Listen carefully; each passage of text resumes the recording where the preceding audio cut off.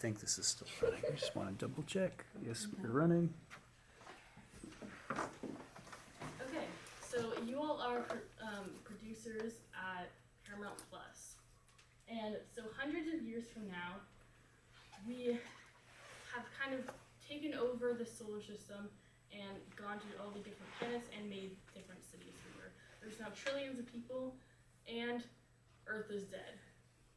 So this is Celestial Sanctuary, and it's about a kind of a fugitive who has to try to find their way to a small sanctuary on one of the moons of Saturn with the help of their rescuer.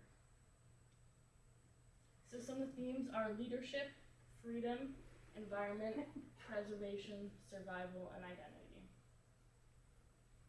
Our protagonist is Sky, a 19 or so year old factory worker on the now completely city-covered moon of Earth. She works in an electronics factory simply because employing humans is cheaper than the electricity cost of employing robots, working for very little pay. She's frail from lack of gravity as well as lack of food. She longs for the past of Earth and is fascinated by it, but eventually has become the major corporations that kind of like restrict the behavior of the people who live on these planets like really have an impact past episode 1, or is it just like each episode is kind of like self-contained, basically. There's no that each episode has its own separate obstacles. So basically, in the first episode, it's showing the corporations that basically own the moon. I think we kind of wanted to explore different ways that the world could end up. So it's like different.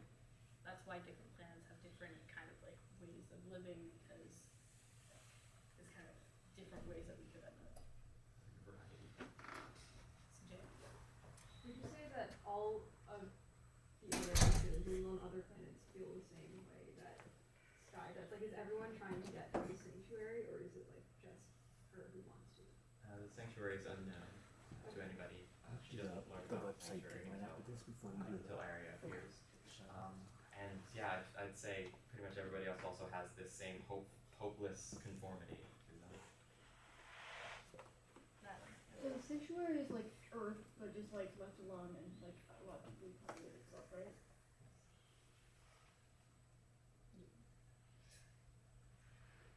We'll have this handled. How does Arya know about the sanctuary if nobody else knows? Arya is one of the leaders in the sanctuary who was sent out to go retrieve supplies. But so yeah, to start, Arya works with the sanctuary. She's one of the leaders. They're one of the leaders. Sorry. They're sent out to go retrieve supplies. But in the process of trying to access information, they accidentally get Sky imprisoned. So they go over to undo that mistake and rescue Sky, bring her back, and as well as those supplies that they went out to get. Yeah. I guess what I'm asking is like, do governments know about this planet with all this Earth life on it? No, it's we kind of had the idea that it's maybe some like time capsule project that was long forgotten, just meant to preserve Earth life, because at this point Earth is uninhabitable.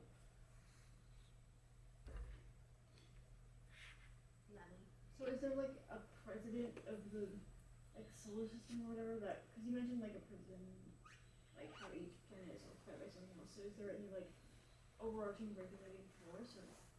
No, not really. There's far less government. It's more companies and owning things. We were kind of inspired by there's I don't remember the name, but there was a treaty saying that countries cannot claim land outside of Earth, but that does not apply to corporations. So we figured companies might go out and become their own governments on other planets.